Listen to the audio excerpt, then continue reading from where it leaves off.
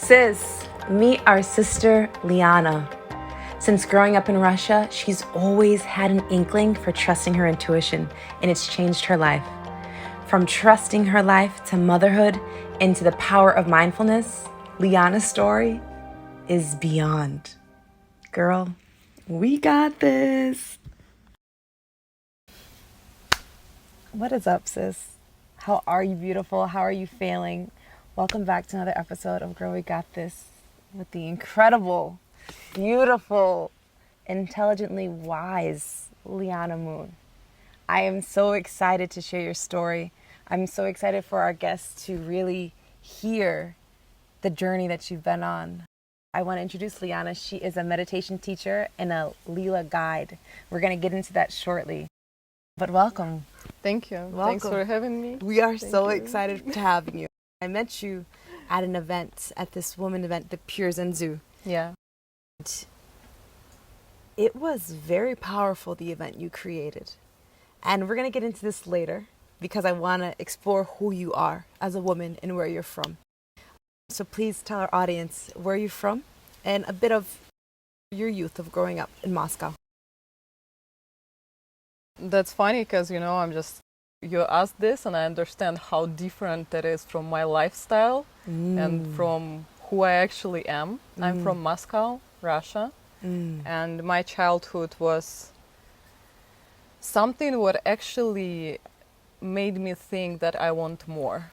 I was looking at the people. Life is pretty simple. Everybody is just going to work 5 days in a week. Yes. 2 days they're, drinking vodka. Yep. And I was like, is this it? People just have these dreams, like buying a car and getting married. Yes. And this is life? I was like, no, I want something else. And I always dreamed to travel. Yes. And all my family, they're scientifically oriented. Their mind is very structured. And I'm the one who's opposite, just like out there. That's a lot of us probably are. Yeah, we're that outlier in the family. Yes. Yeah, and I think, like my path now is help people to become comfortable with who they are, like really find the connection with who they are, with their energy, and with doing things which they used to think it's not normal, that society is not approving it or family is not approving it. Yes. Because I think I went through something like that. I remember, I love my mom. I have great relationship with her right now. But I remember this moment when I told her about my dreams. And she was asking me, I think I was like 13 or something. And she's like, what do you want to do? And I'm like, Mom, I want to travel the world. I want to learn what human being can do besides just like living this life. I was interested in all these abilities of human, like telepathy. Yes. And my mom looked at me and she's like, you have to throw it away. You have to, it's not something what's going to happen.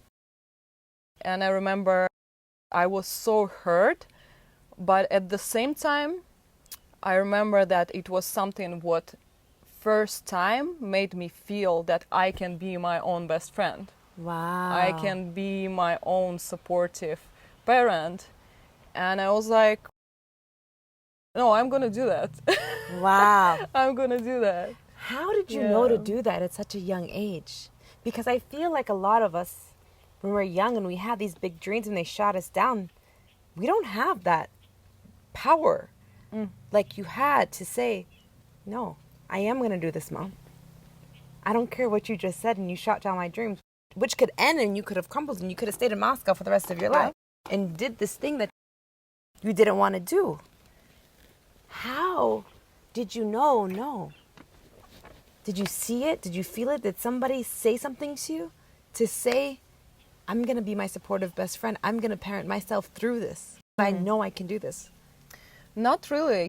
I think the first thing which came to my mind when you asked me this is the past lives. Like I'm practicing in Tibetan Buddhism. And They say that through lifetime, like you bring your consciousness from one body to another, but the qualities there stay the same. Yes. And basically, it's the foundation of Buddhist practice that you are your own teacher. There is your Buddha enlightened mind. You are the one who have to support yourself, who has to deal with everything, not relying on anyone. Wow. I really love how Dzongtsar Khyentse is an amazing teacher. He said that even Buddhism itself is like a vehicle. And Yes. when you are on the other side, you have to leave it too. And you just stay with yourself. That's just your mind. And I'm thinking that probably I had connection with Buddhism for a long time, and I just had this knowing in me. Yes, that's so beautiful. And it makes me so happy for you that you had that. Because otherwise you wouldn't have had experienced this beautiful life that you had. So now your mother says no. And you said, yes, I'm still doing this. What was the next step of your life? How did you get to travel the world? So I never planned. Yes. I think like I'm type of, witch person probably, when you just know what you want. Yes. But the way how it will take you to this point, Nobody knows. Story of my life. Nobody knows. I know. Story of my life. I get it. And I had a picture. I know where I'm going, like where I want to be and how. And I was actually it was I think 10 or 11th class in my school, like the last one, you know, before graduation. And I was working at the office. I was sales manager. Wow. I was doing pretty good money, but something what's not me at all. And that was a moment where I started to hang out with artists, with artists, Russian artists, with musicians, and I started to smoke weed. Yeah. And I remember, it's actually it's so, I don't smoke right now, but that was something, that was absolutely beautiful transition. I feel that at some point it was really my guiding spirit. Yes. And I was talking with my artist friends, and I started to help them. They were doing performances, and I helped them to do a stage decoration. And we were smoking, and somebody just, Liana, how are you working at the office? Are you kidding? And I just had this really deep insight. And it was more not even the thought, but just the feeling of who I truly am. And the feeling what I do was absolutely just different. Yes. And I just, this day, next day, I just came to my work and I'm you know what? I'm leaving. I took my the last money which they're supposed to give me and my other musician friends. For this money, I took one-way ticket to Thailand, and me and a bunch of my friends, we just went to Thailand, and we're we're going to do music, we're going to, I don't know, travel, and that was my first travel, and no plans, nothing, This is so cool. So you had that moment where you're saying, this does not align with me, which is a lot of people that are working office jobs. That don't want to be there, but they're there for the money, for the check, for the life that we think we're supposed to have in the society that we live in. So you go, this shit does not align. This is not me. I'm done. Next day, you're fucking brave and you're courageous. And you said, I'm getting this last check. Hey, we're leaving. Let's rock. And now you're in freaking Thailand. I love this. Was your mom going nuts? Was your mom what are you doing? She was going nuts because I started to do yoga. I became vegetarian, and she was just oh, you're insect, you're just you're crazy. Wow. And she wasn't accepting me for a while. And then that will be, I guess, the next story. Yes. But I went, I became pregnant in Thailand. Wow. And I came back in Russia to give birth to my baby in Russia. And my mom, she's in traditional medicine, and she was begging me. She's please come back. We'll find you a normal hospital. You will just give your baby birth just here in a safe space. And I came back, and again, there was this sense of, it's not what I have to do. And I just had this really deep inside of, I need to go to India, and my daughter has to be born in India. Wow. And why I'm saying that, because it was the first moment when I called my mom. I was in Moscow at the moment, and I'm like, Mom, I'm going to India. That's where I'm going to give birth to my baby. And I remember I expected her to say, you are nuts. Yeah. And she was like, do whatever you feel is right. Like, I'm supporting you. And I think I was 22, and probably she just had this acceptance that, okay, she's crazy. I can't change her. I tried for all this like 22 years. Nothing worked. So I guess I just have to give her my blessings. I love this though. So I love, what a beautiful moment. And having a mother's acceptance is such a beautiful feeling to have as daughters. Like having like your mother's support, it feels so good. Yeah. I love that. Yeah. I love that this rebellion in you just were you so strongly that your mother had to look at you and say, go. Yeah. That's so beautiful. What a special moment. I love this. So now you're going to India. Oh my God, so you're pregnant, you're back in Moscow. Yeah, I'm pregnant, I'm back in Moscow. While I was in Thailand, I first got introduced to Buddhist practice, started meditating there, and my path, I think it was like something really important for my path. And yes, I came back to Moscow. I was with my ex at the moment, and I was in the traffic. I was in the traffic. I think I was like 5 or 6 months of pregnancy. Yes. And I just had this moment of clear knowing that I have to go to India. I never been there. And I had like few things in my life, and I think that's why I'm so inspired to help people find this connection with their true self. And it's just, it gives you so many great messages. If you learn how to listen, it can just change your life in one moment, because I believe that this universe, God, it wants only good for you. Yeah. You just have to find this way to listen. Yes, and to be still enough to listen. Yes. Because there's so many distractions in this world. True. That's so beautiful. Yeah. And I went to India, called my ex. I was like, I'm going to India, and he's a musician. He's like, I can't, because it was closer to New Year, so he has a lot of work to do. And I was like, I don't care. I'm going there. Wow. Yeah. Wow. Where does this come from inside of you? Where did this bravery in you come from? This courage? I don't know. I think just the most scary moment for me is just live boring life. Is to live boring life, to live ordinary life. And I feel that every new experience is expanding your mind so much, and that's my goal. So that's what you live by. That's my goal for life. Yeah. So you're going to India, baby. Yeah. By yourself. Yep, I'm going to India by myself. Tell me more. I love this because it's such a beautiful journey of just honoring yourself. So now you're in India. Yeah. With your baby. With a baby. Wow. Yeah, I got there and I never been there before. This is Goa. I just heard about Goa, that this is a place where, all the hippies, open-minded people. And I was like, okay, I guess I can just give birth to my baby like anywhere. Yeah. And my thing, I really wanted to do it at home also.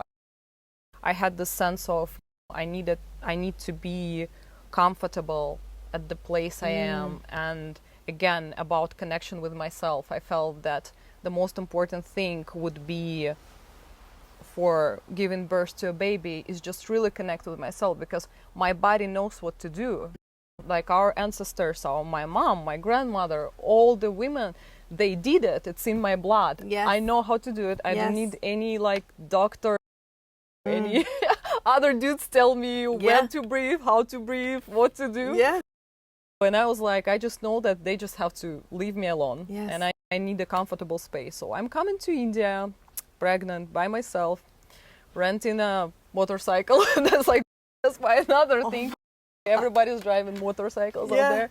And I was like, that was amazing, you know. I happy I did it. I did it early. I became mom early. I didn't have no conceptions about, no things about how it's supposed to be, what I should do. I just lived my life like fully. I ate what I feel is right. I did what I felt is right. And I went there and I started to look for a place to stay and to give birth to my baby. So at some point, I'm finding the place. It's 2 floors. On the first floor, there is this Brahmin family. So in India, there are different castes. And the highest one is Brahmins. Okay. And they like the most like important people who they believe connect like ordinary people with God through ritual. They would pray, they would meditate. Yes. And I'm renting the second floor, so they're living on the first floor. I'm renting the second floor. I'm creating this like beautiful space, have all this feng shui thing going on. And I'm like, okay, I'm ready. I'm ready to give birth to my baby. I'm paying them for 2 months. Yeah. And in India, there's like this thing, they treat money especially, I would say. If they have money in their hands, there is no way like to get it back. If you didn't get a service or you didn't get, that's it. And so I'm giving them money like for a couple months probably of my rent, creating all this space. And the landlord, this Brahmin woman, she comes to me and she's, where are you going to give birth to your baby? And I'm like, what do you mean? Here? And she's like, no, we are highest Brahmins. And she's tried to explain to me that it's something dirty to do. Oh, wow. And I remember it also was like when we have all these concepts about, oh, this is a spiritual person because he is this, I don't know, he has like beads, praying beads, or he knows about chakras. And that was my first actually really deep insight, where people are Brahmins and they're practicing all their life, but they have this like dualistic view and this concept about giving birth to a baby is something dirty and you have to do it somewhere else. So basically she told me that you can't do it here. If it's going to start, we'll just take you to a hospital. And Indian hospital, it's like a horror movie. That's what I didn't want to do. And I'm like, okay, I got this. I need to find a new place. Wow. So how are you doing this pregnant? How are you managing these emotions pregnant in India by yourself? I remember... I'm like, what? Again, like we that's what we were talking before the podcast. When you have a goal or when you have a picture of what you want to do, obstacles, they not become so big. Like when you don't know why you're actually doing this, everything seems a mess. It's hard. It's messy. I don't want to do that. I just had this clear picture how I want it to be. And you're doing it. Yeah, and I was doing it. And nothing's going to stop you. Yep. I fucking love this. So now you have to find a new place to live. Yes. And to give birth. Yes, I did. And I've learned my lesson that not everywhere in Goa you can just give place. So that was my first request. Wherever I would find a place, I would like, guys, can I give a birth at your house? Yes. So I found an absolutely incredible new house. And I'm in this sense of trust. That's also my practice. Whatever things going not my way, I'm just, I trust this. I keep trusting universe is going to be okay. And I'm finding this beautiful new place, and I'm like, okay, that it seems like it's supposed to be. That's new baby, new energy, new house. And next day, I'm coming back to my older place, starting to pack everything, and literally my last luggage. I'm closing my last luggage. I'm like, shit. Your water breaks? My water breaks and it's starting. I'm like, no way. And these guys from your house, they're like, oh, you can come back to our place. They needed to fix some water to do some work. So I couldn't go there right away. And I'm like, oh shit. And I remember this moment, which I think I've learned the most in life, probably. Where you have this choice, either you are like in panic and control and trying to force and do things.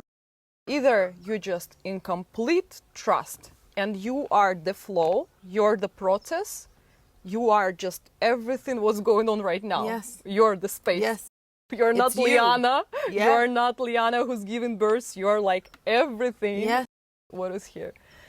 And luckily, I had a friend who I met in Thailand. She became my friend at the moment, like I knew her just for a little bit. And she was a mother herself. And I called her, I'm like, hey, I think it's starting. And she's like, okay, I'm coming. And she drives into my place and she picks up on the way the woman who's, how do you call this woman who helps? A to midwife? Give, like a, but yeah, doula, yeah, who I've met before in Goa, and I planned to be with her Right. during all this process. And she picks her up. They come to my place, and I remember it was such a deep choice of being in complete trust, where when they arrived, I was already in the process and I knew clearly what to do.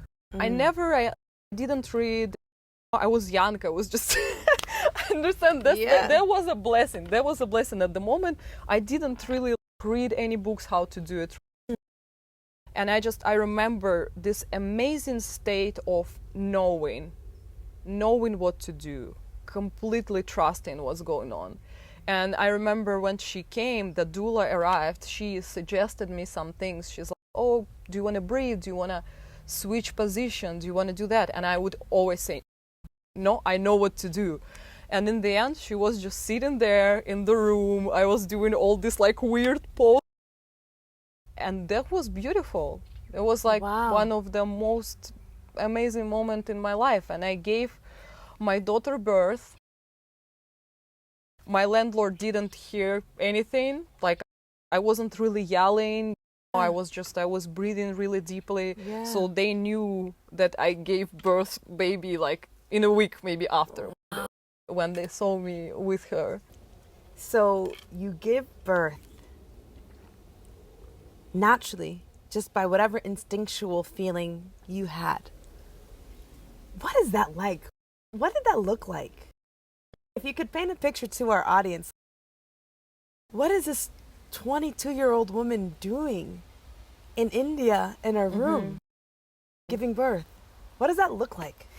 Like literally, I want to create a visual because I think it's so incredible that you did this on your own with your support of your friends and the midwife, but this instinctual cool ass trait that's inside of you is so admirable. How the hell did you give birth like this in India? I can't explain to you. It's just like it was calling. It's something. I feel that now I'm more balanced in also considering my mind, just like logic. I don't think that I would do something like that right now. Yes. But it's almost seemed that at the moment like that, I've learned how it feels to be the process, trust the process, be yourself. And I was in the room. There was my friend and doula. Yeah. They were just standing there. I remember my friend was just crying. Wow. She was just crying. She was like, oh, this is so beautiful. And I have a feeling that it was really beautiful. It's like when you see, I have this, I think, metaphor, when you see someone who just, I don't know, painting or doing something, when a person losing themselves in a process. Yes, you know that feeling. That's you falling in love with this person. Like this person who forgets to, I am this. Yes. I'm supposed to be this way right now. Yes. Like when you loosen this thing, it's just, that's where this magic happens. You're just in love, you're life, you're this world, you're expanded. And I don't really remember I remember that I did like really weird postures. I definitely never seen anything like that before.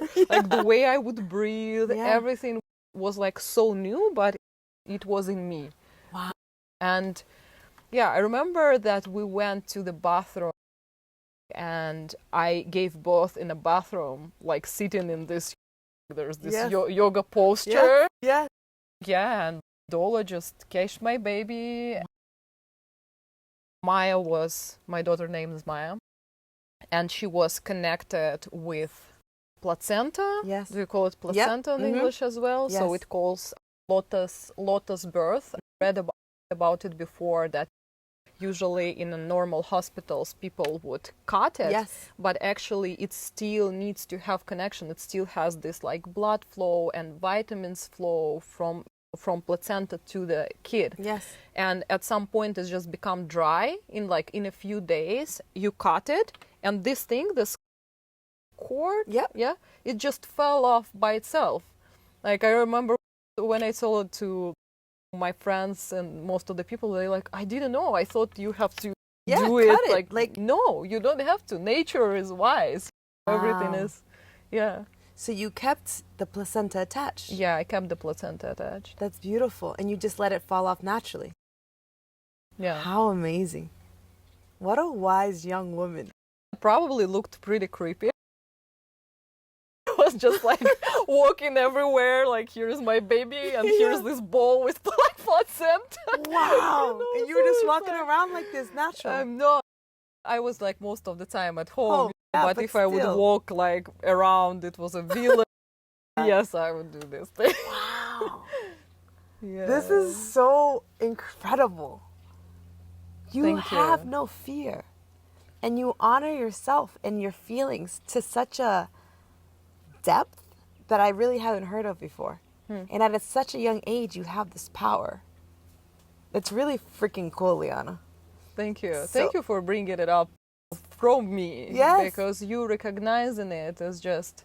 Yeah. Sometimes I get lost as well. And just remembering these moments when I made this crazy choice, but it all turns out so beautifully. And in the end, I had to be in India. I opened my business there. I had kindergarten there, and I started to do mindfulness for kids, meditations for kids, because I created kindergarten just for my daughter. I wanted to rest. And there was no kindergarten I would trust for my baby to be there. Something was always missing. Yes. And I'm like, why wouldn't I just do it myself? Yes. And I'd had a foundation.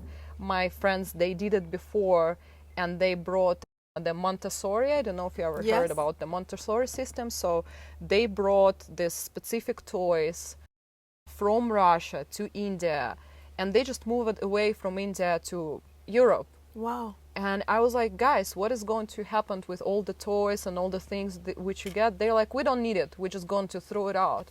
I'm like, no way. I'm going to do kindergarten. And I wanted to be meaningful. I wanted kids to do arts. I wanted kids to do emotional intelligence. And that's what I'm doing right now as well. I teach kids mindfulness, and it's just like everything, the path was unfolding. It started there in India. Yeah. With Maya. Yes, with Maya. Wow. So let's get back to Maya and you. Yes. So you and Maya now are here in India, and you're staying. You're not going back to Russia. So in India, it's during the summer. It's pretty hard to stay there. So it's really bad. It's, what is it, like jungle climate? Yeah. Tropical climate. So I would stay there for half year during the winter, and then I came back to Russia to like make her meet my parents. Yes, Yeah. That's beautiful. Yeah. But you decided to build your life in India.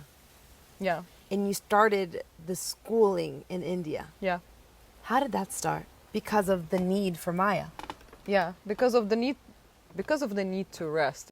But this is funny to me because I'm like, the need to rest, but you're building a company. I know. I was in India. It's just different. Yes, It's it's you not have like to what we understand. It's not like in America. Yes. You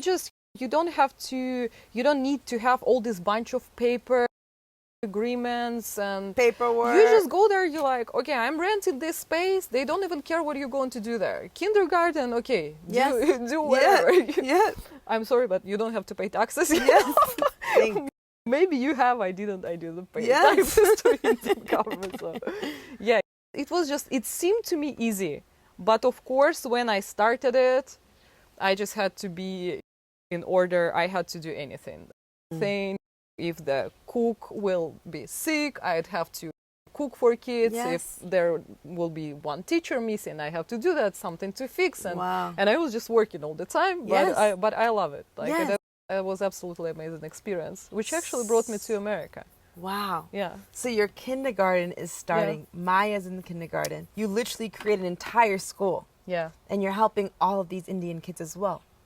Not really. It was Really? like there was few Indian kids, Yes. and like we offered it for everyone. Yes. But there is like a big community of Russian people. So Oh, all the wow. most of the Russian kids were Wow. in my kindergarten. That is so Yeah. beautiful. And the premise of the goal was to teach these kids mindfulness.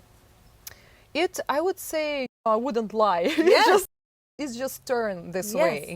I just wanted. It evolved. I wanted to rest again. I will Yes. be honest. I just Yes. wanted to have a safe space for my kid where I will just leave her there. That was my plan, which failed. I just want a safe space so I can Yes. relax and know that she's safe. Yes. She's doing like great things. And then it's just, I want yoga. I want like conscious teachers there. And it was absolutely beautiful. I Wow. can tell you, I didn't earn too much money. I prefer to pay more to teachers than other people in other kindergartens. But like to feel that they're happy and satisfied. And because I've seen it in Russia when, they're not paying teachers like Yes. nothing. Like in And, America. I can't blame them. They're exhausted, and that's the last thing I want. An uninspired, exhausted teacher, like around kids, you don't want it. Isn't that wild? Like teachers are the ones guiding our children, our youth, the generation that's going to shape our next world. It's sad that It is sad. a lot of our government does do that and that they're so underpaid. So thank you for creating this beautiful space Yeah. in your kindergarten. So how did this kindergarten bring you to America?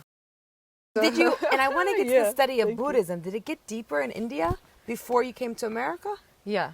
Okay. Yeah, for Can sure. we talk about that? Yeah, it started in Thailand. That was the first time when I meditated in Thailand. When I got pregnant, so we brought like the whole money we have to Thailand, and we stayed there for 2 years. At some point we just ran out of money. Yeah. Even everything was really cheap compared to Yes. Russia. And my ex, he's like, I need to come back to Russia. I need to work, because he had a really great connections. And I didn't want to go back first. And I stayed by myself in Thailand, and I went for a travel into the north. We stayed on this island, Kopangan first. Then I went to the North Thailand, where the city of 1,000 temples, Chiang Mai. It's literally every 5 steps there will be a new temple. And I think I really got in touch with the energy of this city. And I was just walking around and coming in the temples, and there was this really funny big signs about free talk with monks. And I was like, you know what, that's cool. I'll go chat with monks. Yeah. And I remember I was sitting there and I was asking this, like, I guess pretty stupid questions. But they were so nice, so compassionate. Yes. And I got interested in meditation, and that's where I started to practice. What did the monk tell you that inspired you to go into meditation? I don't remember what exactly he told me. Yes. And I think I even have video of what he's saying to me, but it was more about energy. Yes. It was more, he had like terrible English. Yes. I don't even think I could understand. Yeah. I could understand him, but you just feel the energy. And I think that what he was talking about, that you can learn every state of mind. You can learn how to be loving. You can learn how to be compassionate. Yes. And sitting next to him and feeling this, actually, I got inspired. Wow. Yeah. Isn't that so beautiful?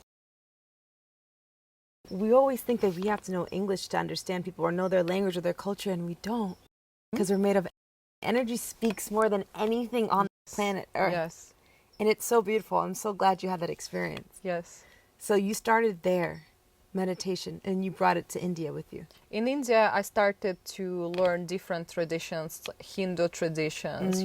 Everybody in Goa, specifically in the place I stayed, most of the people, they were in learning about consciousness, meditating, different practices, Qigong, Tai Chi, from everywhere, around the world. Every spiritual practice you can meet in Goa.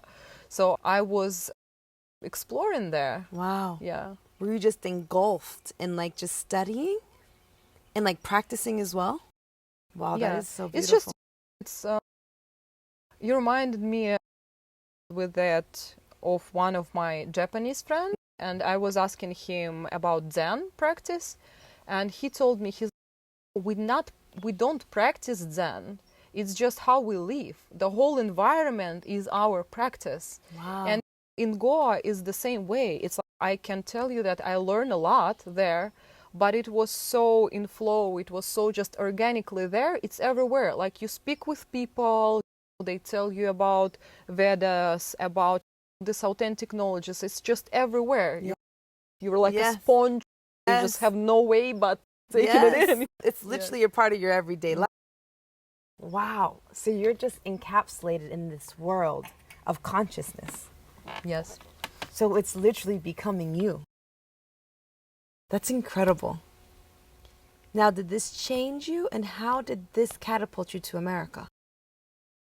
So when I did kindergarten, yeah, people just started associate me with kids. And that was actually funny. There was a moment when I felt that I lost my path, or more, I felt this need of having exact understanding of who I am. I needed to name it. And that's what I've learned. And that's what I'm thinking right now. You don't have to name it sometimes. Just you have to follow your heart. Listen to this, people. You don't have to name it. I think that's such a powerful moment. We oftentimes, every feeling we have to name. It's this, it's that, it's this. And what you just said just resonated with me. Sent a chill down my shoulder. You don't have to name it. Yes. You just have to go. Continue. Because I think we actually have such a special individual path that I believe everyone is almost created to do something new, to create something what never existed before. Yes. And if you're just limiting yourself by I am this or I'm that, you might actually not follow this thing. But it's not that I always thought this way and felt this way. And I remember I was pretty lost. I felt that I'm doing all these practices, I'm interested in spirituality, I'm learning this, learning that, but who I am. I had this sense of I'm not professional in anything. I need someone to tell me how I am, like what should I follow. A lot of us feel like that. I remember growing up saying like that. I just wish somebody came to me and tell me what I should do, who I should be. I always say that because there's all these things, and a lot of us have this feeling. A lot of these listeners that are listening right now and watching us are like, me too. Yes. Somebody tell me who I am. God, show me. Yes. So you're at that point now. Yes, I'm at that point and I'm actively looking for answers. And that's where astrology, Vedic astrology came into my life. And I've met few pretty inspiring people who seem just like knowing their path. And they said that, it can be in your birth chart. You can just learn about yourself more through your birth chart. And I went to travel again to India, but with another purpose. I went for this course to learn how to become a Jyotishi or a Vedic astrologer. And we had like 50, I think, astrologers. Most of the people, they were already astrology practitioners. Yes. And we would have, like, first it would be learning course, and in the end, our teacher, he would take someone's natal chart, and everyone would read it and would give a suggestion. And the whole core idea of this specific Vedic astrology was about mission. So basically you look at the horoscope and you tell, oh, okay, this like the best thing for you to do in life is this. Wow. And I was like, amazing. I want to learn how to do it, and I want to know who I am. Yes, my mission. Yes. Yeah. And I'm getting lucky because it was like only, I think, 3 or 4 people who was able to, like, to be this person whose horoscope was read. You know? And I'm sitting in front of everyone, and here is like my horoscope. I'm like naked, you know, in front of all of these astrologers. Yeah. And before me, like all the people before me, they had such a like detailed suggestion, like you have to go to, I don't know, like to North Korea, and you have to do blah blah blah blah. Oh, wow. Like you have to do this. Yeah. It was just such a like detailed things. And I'm showing my horoscope, and it's like literally 5 minutes of silence. And they're like and nobody is like telling me anything. And that was like the goal for them to actually like to say something. And there was like a last day of my course, and I came to India managing to leave my daughter for a month with my mom, which was pretty difficult emotionally for me, just live like that. And I've been studying for this month from 6 a.m. to 9 a.m. where in Goa everybody's just chilling, partying. And last day of this studying, I'm like, fuck, I wish I was just relaxing all this time. I have no answers. Like, what the heck? And I'm like totally disappointed, sad, sitting there. I'm like, I spent all this money for what? Damn. I hate it. I hate myself for doing this. And believe me or not, I'm in my hotel room with my laptop open, staring at my natal chart, and like just hating in it. Yes. Yeah. You know, like all these astrologers can't figure out like what am I? And my Skype starts to call me, like some number I don't even know. I'm answering, and there is a woman who became my friend. She's, oh hi, I found you through Google. And at the moment I did art. And I did art, meditation, and kids. Those are like 3 things which people know me through. And she's like, oh, I found you in Google, so we're doing this festival for artists, for meditative artists. Would you like to join? And I'm like, well, okay. Yeah. And they're doing this amazing festival. And I remember it was like mind-blowing for me because everything in Russia at the moment, which was connected with spirituality, was pretty like small, unorganized. And I'm coming there, and they're renting huge space. They have everything planned. It was just amazing. Yes. So it's ended up being a festival around Buddha relic. So Buddha relic is a piece of a bone of Buddha Shakyamuni, like the enlightened master, which they used to keep in Sri Lanka. And they have these monks who keep and like save this relic. And there is this monk who sees the insight in meditation that he needs to take this relic around the world and bring it to people who are not in Buddhism for them to have blessing. And this woman who calls me, she is his student of this monk. And she is at the same time marketing person, like really great in marketing in Russia, like super successful, self-made woman. Yes. And he's like, I need you to do something for not religious people. And he wanted to bring Buddhist Dharma to more people around the world.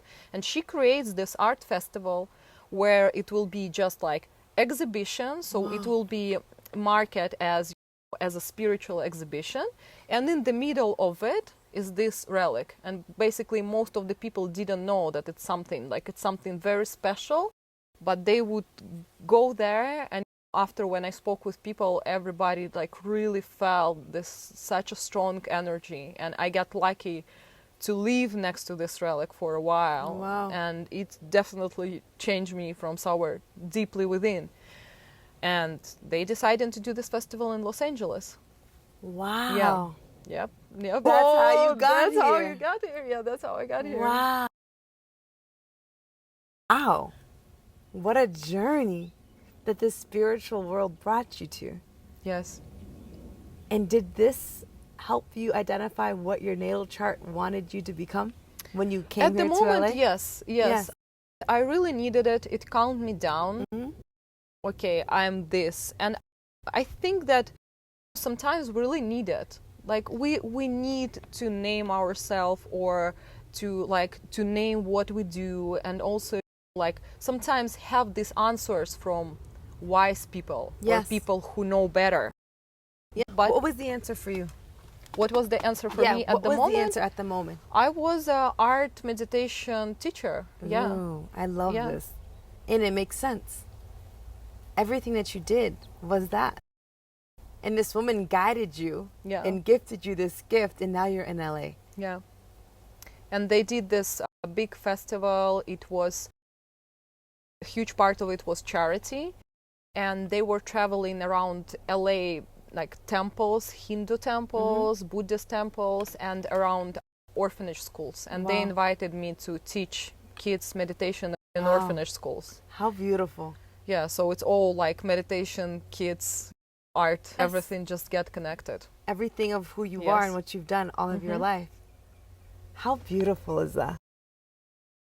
It's so cool that you can just follow your intuition as a woman, because it's the most powerful thing we have. And it creates this life and brings everything back together for you. Yes, And now it's defining who you are as a woman in this world. yes, So now you're in LA and you've created Leela. So tell me about Leela. yeah. What is Leela? I didn't create Leela. It's existed around the world for a long time. Nobody knows how long, more than 3,000 years ago. Yes. It was originally created in India by enlightened masters.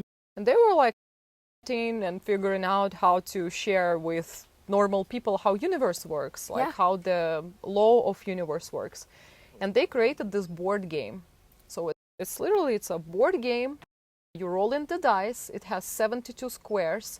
It's based on chakra system, and it's based on Vedic knowledge about we are all come from this one God with this absolute perfect energy. Yes.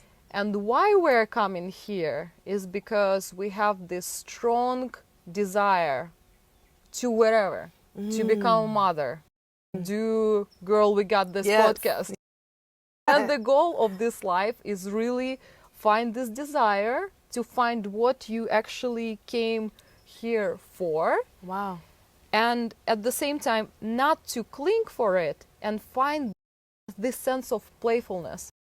Like we are here, we are forever. We're not, our body Eternal. dies. Yes. We are absolutely Yes. eternal. And this game has, each square is a state of mind, and also it has different practices which like unpack the state of mind.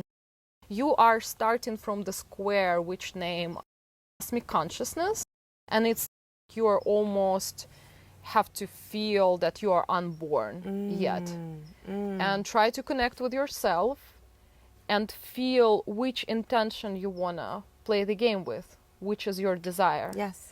And if you really found within you the right one for the moment, game let you in. It's really magical. It's like a living being for me, like a living portal to talk with masters. Yes. And you can enter the game when you roll a dice on 6.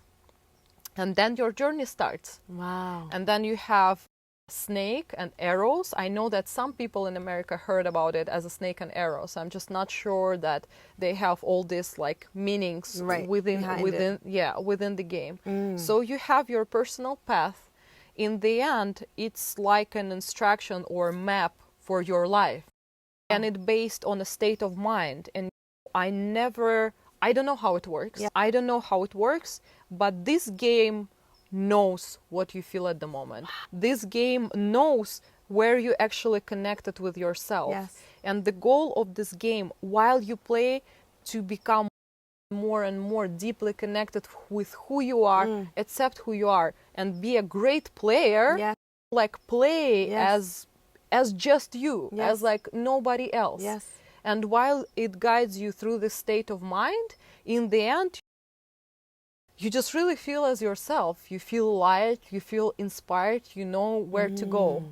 You know what to do. Wow. So how can we find this game? Our listeners, our audience, can we come to you? How do we play it? Now I do. I want to play. Yeah. I want to play with you. Yeah. Like, I really want to play with you. It would be so interesting. I do one-on-one. I do groups. I do small groups. I can do online. Yes. You can find it in su.com. Yes. So it's everything is there. Yes. And we'll have all the Pure Zen Su information here for you guys to play this game. Wow, I want to play. How cool is this? I never heard of this game before.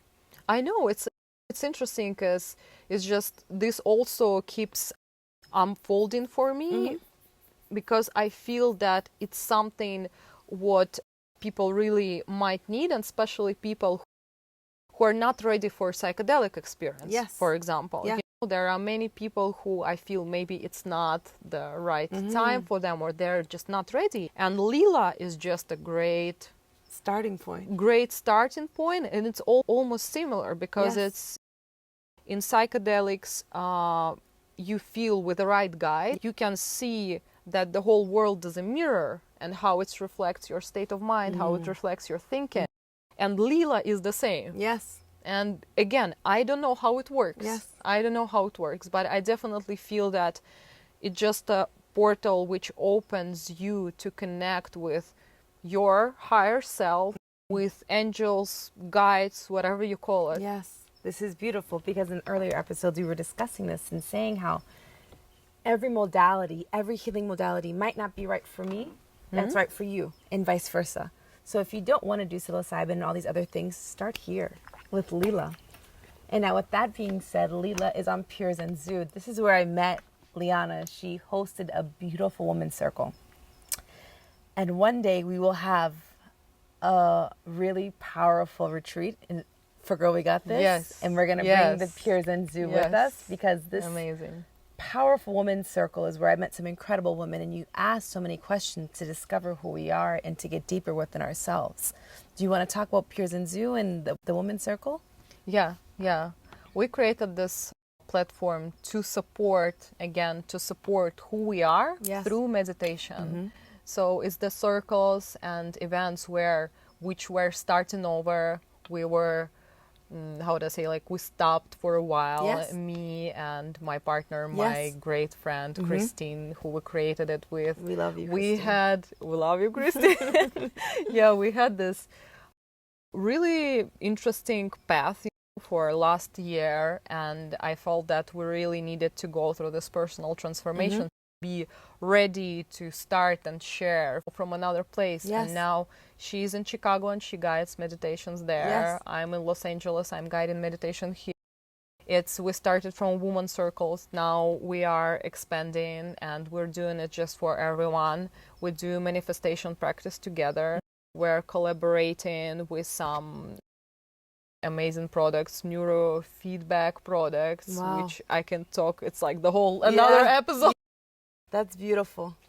And it's such a powerful thing I want to tell people too, is when you're starting these journeys, it's so important to have a supportive group around you. Oh, yes. Especially as women. A lot of us are scared or worried, and going into these circles, I'm always so supported and open, and women just crack and cry and open up.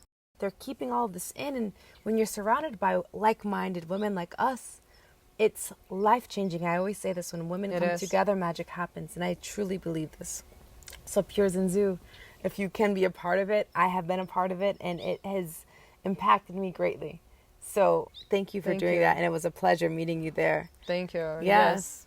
It was stunning. And now with all of this knowledge and this wisdom that you've had and following your intuition, you're creating an app that gives access to so many things that allow us to discover who we are. Yes. Can you please tell us about the app as well? Yeah, of course. You can find it. I try to put everything at Pure Zen Su because it's about community. So you can find about Leela, about my app there too. Yes. Okay. So our app, based on astrology and human design, I did the whole explanation for planetary transits. Since I want to use my astrology, astrology knowing, and it suggests you practice for every day. And it's actually also great for people who don't know who they are, or they don't want to live materialistic life and they want to expand and find a spiritual path, but they don't know where to go. Yes. Because in our app, based on when you was born, the timing, and like your astrology situation, your natal chart, your human design, suggest you everyday practice, and you can try different practices which we collected from all around the world. It's from a different traditions, but like proved practices which we tried on ourselves, which are safe, you know, which was also really important for me to do, because you know, when I was in India, I've seen so many people who like really going crazy, who's losing their mind. Wow. Because there are so many practices, I don't know, like it's popular saying, raise your kundalini. Yes. It's not that safe if you don't it's have... powerful if you don't know really what you're doing. Powerful, exactly. Yes. And it was really important for me to put those practices in our app, which I know people can do by themselves. We had audio guiding, we had all the explanations, but I know that it's a great start. It's a great start for spiritual journey. Yeah. I love that. I'm in love with this because there's so many people that do want to start this path, but they don't know where to start. Yeah. And now you have Liana having created these incredible opportunities for you to really discover and explore and find yourself. We're all on this journey, and I feel like we're on this journey for the rest of our lives. That's true. We're always evolving. We're always transforming. You know what I mean? And look, the next season, I might be completely different. We never know, because life is eternal. Like you said, we are eternal. Our spirit is ever growing and non-stop, and life is going to life. I always say that life is lifing. Life is lifing? Life is lifing. Yes. And sometimes we need to pause and rediscover and find purpose again. Because let's be honest, this world is not always easy. There's a lot of difficulties in this life. But it's up to us to honor ourselves and to say, hey, pause. I want to find out who I am. I need help right now. So I want to say thank you for creating these platforms for us, for the audience, for our listeners, because we do need this. And it's so cool for me to explore different cultures. Coming from a Russian woman and having this cool journey to Thailand, living in India, the experiences, there could be a whole other episode that you had there. And it's just so beautiful. So thank you for being you and creating this space. Thank you for being you. It's amazing how we met and now it's brought us here. And then we don't know where it's going to lead. But I'm so excited and open for anything life is bringing. Yes. And you're such a light. And it's so cool to see you again here. Because I haven't seen her since Pure Zen Su, which was, I think, after COVID or during... 2 years before ago, COVID. I think. I think it was like 2 years ago. Yeah. So it's just, it's beautiful. Sisterhood is beautiful. Women are beautiful when you connect and you're true and you honor yourself and others around you. Magic happens. So thank you for being here. Thank you. I appreciate you. I appreciate you so much. So that it's just magic for me happened right now.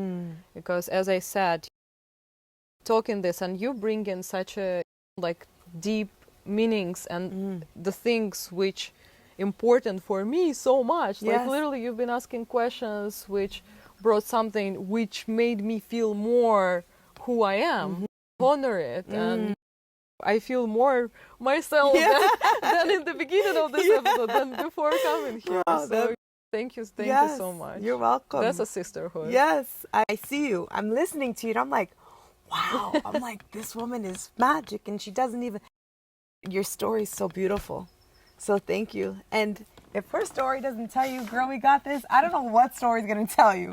Because at this young age, this woman knew we got this. So I just want to say thank you. We got this. We got this. Thank you so much for coming over, sis. I appreciate you and I love you deeply. Please remember to share this with your sisters, subscribe, and leave a comment. Girl, we got this.